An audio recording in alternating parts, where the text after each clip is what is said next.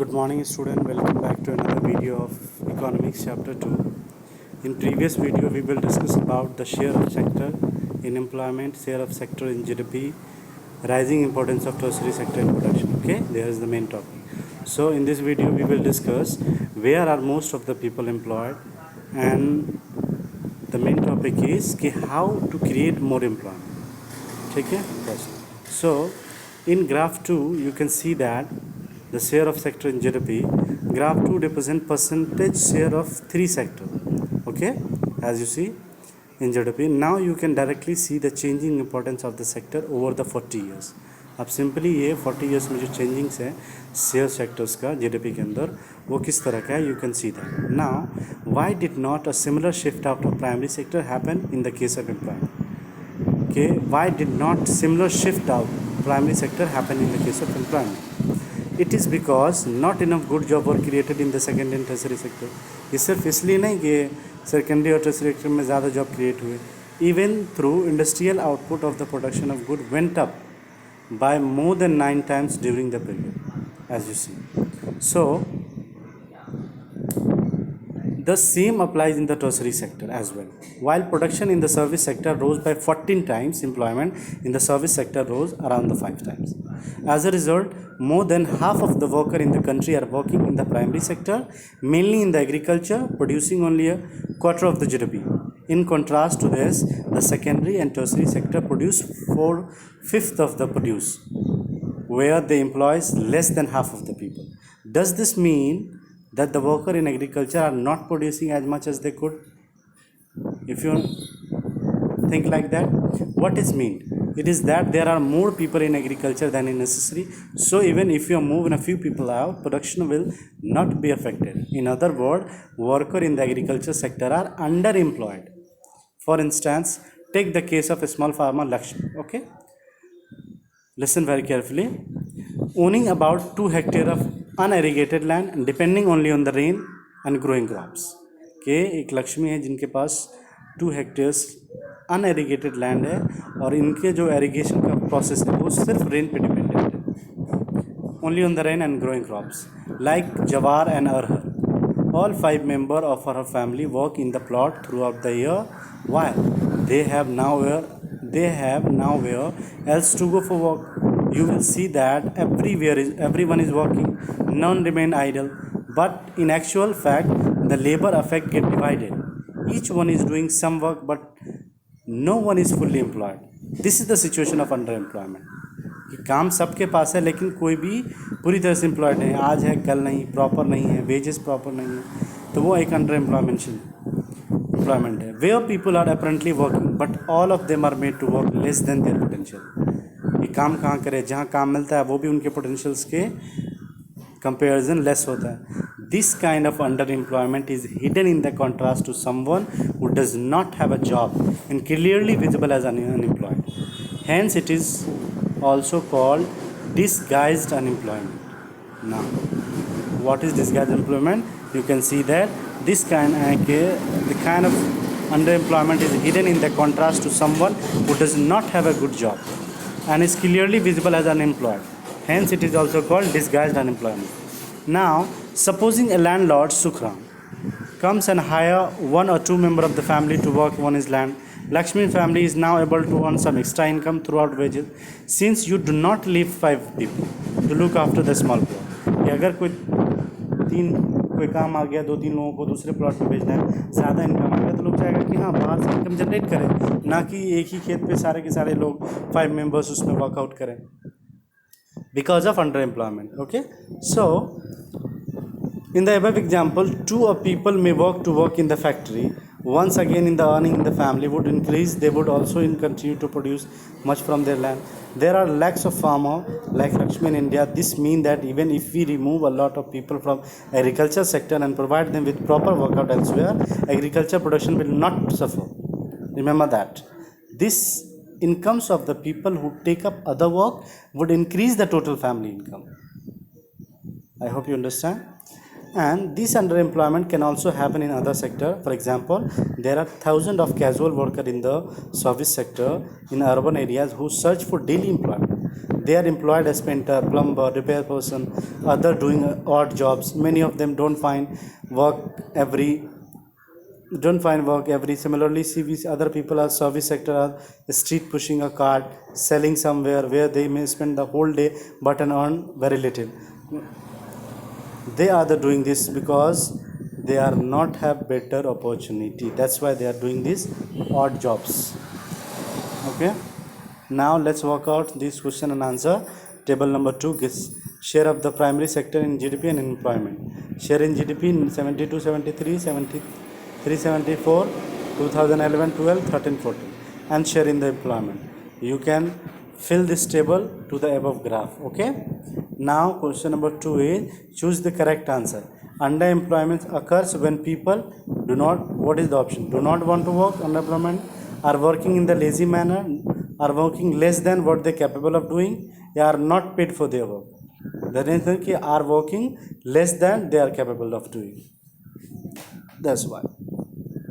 Similarly, the next question is compare and contrast the change in India with the pattern that was observed by developed country. What kind of changes between sector and desired but did not happen in India? You can complete this question by the above activity here, page number 9. Okay, you can fill that, complete that. Now the next is why should be worried about unemployment?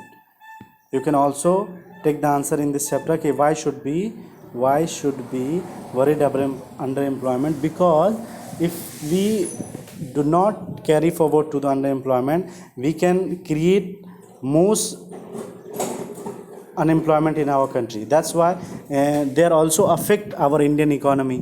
That's why we are worried about underemployment. Okay, so now next is how to create more employment. The very important topic is ये how to create more employment, कि ज़्यादा से ज़्यादा रोज़गार जो है कैसे create किया जाए. From the above discussion we can see that 3 continues are considerable underemployment in agriculture. There are also people who are not employed at all. In what ways can one increase employment for people? Let us look at here some of them. Take care of Lakshmi with a 2-hectare plot of unirrigated land. The government can spend some money on bank and provide a loan to contrast a well from her family to irrigate the land. Lakshmi will then be able to irrigate her and take a second crop, wheat, during the Rabi season. Let us suppose that 1 hectare of wheat can provide employment of 2 people for 50 days, including sowing, watering, fertilizer, etc. And so 2 more number of family can be employed in our own field. Now suppose a new dam is constructed and canal and the dug of irrigate many such farms. This could lead a lot of employment generation within the agriculture sector itself, reducing the problem of underemployment. कि agriculture खुद ही अपने जो under employment है agriculture की वजह से उसको overcome कर सकता है, ये सब चीज़ें बिल्ड करके, डैम वगैरह बना के, कैनाल्स को बिल्ड करके. Now suppose Lakshmi and other farmer produce much more than the before. They would also need for sell some for this. ये obviously इसमें आपको चीज़ें डिस्कस की गई है कि किस तरह से हम एम्प्लॉयमेंट जनरेट कर सकते हैं चीज़ों को लेके. कि एग्रीकल्चर सेक्टर में भी बहुत सारे ऐसे काम हैं जिनको हम करके एम्प्लॉयमेंट जनरेट किया जा सकता है. लोगों को प्रॉपर वे में मतलब उनको सर्विस प्रोवाइड किया जाए, मनी एंड लोन्स के ज़रिए हेल्प मिले, इरिगेशंस का उसकी समस्या नहीं हो कि मतलब अगर चीज़ें होंगी, फैसिलिटीज़ होंगी तो कम से कम लोग ज़्यादा से ज़्यादा खेती कर सकेंगे. ये चीज़ें हैं. दूसरी चीज़ क्या है कि if the local bank gives her credit to a reasonable rate of interest, कि अगर कोई लोकल बैंक उसे रीजनेबल रेट में कम ब्याज पे अगर उसे ज़्यादा से ज़्यादा लोन दे, she will able to buy all this time and cultivate her land, कि हर कुछ वो समय पे ख़रीद सकेगा और अपने यानी कि खेतों को कल्टिवेट कर सकेगा और उससे अपना प्रोडक्शन करके अपनी भी इकॉनमी बूस्ट करेगा और नेशन की भी इकॉनमी को सपोर्ट करेगा. ये ऐसी चीज़ हो गई. We also need provide cheap agriculture credit. दूसरी चीज़ क्या है कि हमें और सस्ते दामों में एग्रीकल्चर्स देना है. चीप एग्रीकल्चर क्रेडिट यानी जैसे अभी रिसेंट में ये सब बहुत सारा स्टार्ट हो गया, कृषि उद्योग, किसान क्रेडिट कार्ड, ये सब चीज़ें मिलती है जिसके ज़रिए बहुत लो रेट ऑफ इंटरेस्ट में लोगों को ऑन टाइम मतलब पैसे मिल जाते हैं सीड्स के लिए, फर्टिलाइज़र्स के लिए, ठीक है, इन सब चीज़ों के लिए. Now another way by which we can take the problem and identity promote that locate industry and service in the semi rural area. उसके बाद कुछ कुछ इंडस्ट्रीज है जैसे शुगर मिल, पेपर मिल, बहुत सारी ऐसी छोटी छोटी चीज़ें हैं लघु उद्योग से जिसको हम आसपास के रूरल एरियाज़ में डेवलप कर सकते हैं, ताकि जो लोग फॉर एग्जांपल फैमिली में 5 मेंबर है तो 3-4 खेती कर रहे हैं तो 1-2 को हम वहाँ पे भी एम्प्लॉयमेंट दे सकें। ये सब चीज़ें हम क्रिएट कर सकते हैं, गवर्नमेंट का ये काम है। नाउ प्राइवेट लेवल पे भी किया जा सकता है। Another way by which the problem identify semi-rural area whereas a large number of people may be the employed. For instance, suppose many farmers decide to grow arhar and pulse crop, setting up dal mills to produce and process, and these are sell in the cities in वजह यानी कि खेती हो वही चीज़ें वहाँ पे, यानी कि फॉर एग्जांपल खेत से वो राइस ले राइस मिल बनाए और उनको पूरे शहर में बेचें। जो भी चीज़ें हम कर रहे हैं उसके लिए एक प्रॉपर वेयर हाउस हो, एक फैक्ट्रीज हो या एक इंडस्ट्री हो जो उन चीज़ों, जैसे कि अगर हम सनफ्लावर्स की खेती करते हैं तो बगल में कोई ऐसा मशीन हो जो कि मतलब जो ऑयल रिफाइनिंग मशीन है कि वो उस चीज़ को ले ऑयल को प्रोड्यूस करे उसके बाद मार्केट में सेल करे। तो इससे क्या होगा कि ट्रांसपोर्टेशन कॉस्ट बच जाएगा, प्लस जो फैक्ट्री में काम करेंगे तो वहाँ भी एम्प्लॉयमेंट जनरेट होगा।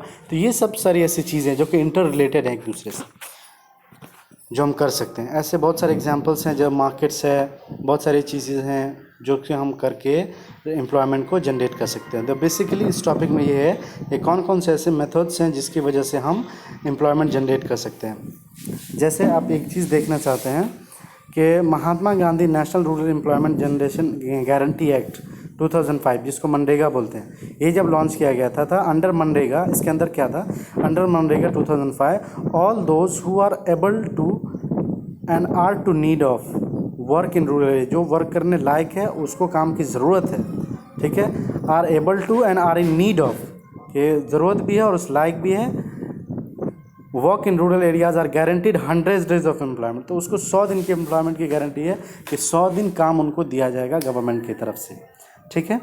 If the government fails in this duty to provide environment, अगर गवर्नमेंट अपनी इस ड्यूटी में फेल हो पाती है, नहीं प्रोवाइड करवा पाती है 100 डेज़ की jobs, it will gives unemployment allowance, वो आपको बेरोजगारी का अलाउंस देगा कि यहाँ काम नहीं हुआ है तो उसके बदले, जैसे नहीं अभी मान लिया कोई डिज़ास्टर्स आता है, कुछ दिन पहले आया था डिज़ास्टर्स हुआ था तो 60,000 पर फैमिलीज़ को मिला था, ठीक है, डिज़ास्टर्स की वजह से। तो ऐसे ही अगर उनको एम्प्लॉयमेंट नहीं दे पाएगा इस मनरेगा के थ्रू तो उसको अंडर एम्प्लॉयमेंट अलाउंस उसको मिलेगा। It will give up unemployment allowance to the people. This type of work that would in the future help to increase the production from land will given the preference under the act.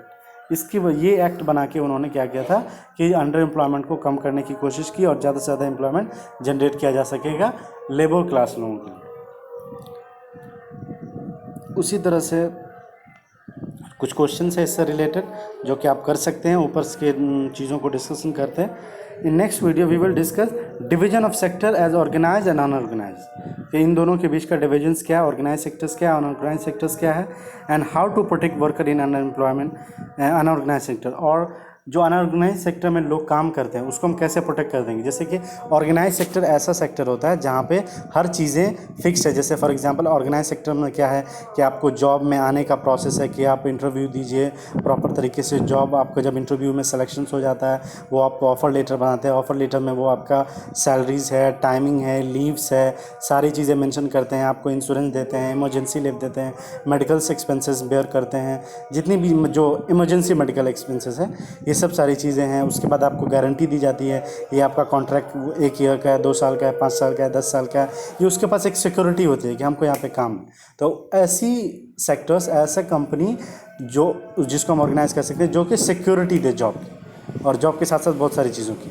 Unorganised ऐसा है कि आप आओ काम करो पैसे ले जाओ, किसी से कोई मतलब नहीं है कि कोई आपको इमरजेंसी हो गया वो आपको नहीं देंगे, कोई आप काम करते हुए आपको मान लिया हादसा लग गया, कोई ऐसी जगह पे काम कर रहे हैं मान लिया शॉर्ट सर्किट्स हो गया किसी भी तरह का, या बिल्डिंग गिर गई, कहीं पे काम कर रहे हैं, अनऑर्गेनाइज्ड वर्क से, तो उसको कहीं से कोई राहत नहीं मिलता है। वो गवर्नमेंट की तरफ से कुछ मिले वरना वो कंपनी कुछ नहीं देती है। इसलिए जो कंपनी में काम करते हैं, जो ऑर्गेनाइज सेक्टर्स में काम करते हैं, ठीक है, जहाँ पे नियम कानून से उसकी आइडेंटिटी बनती है, ये सब सारी चीज़ें, तो वहाँ पे उनके ऊपर उनका बर्डन होता है। तो ये सब सारी चीज़ें हैं। तो हम कैसे अनऑर्गेनाइज सेक्टर को प्रोटेक्ट कर सकते हैं, क्या क्या ऐसी चीज़ें हैं जो कि हम कर सकते हैं, ये सब हम डिस्कस करने वाले हैं next video. Okay, I hope you understand. Have a nice day, good bye.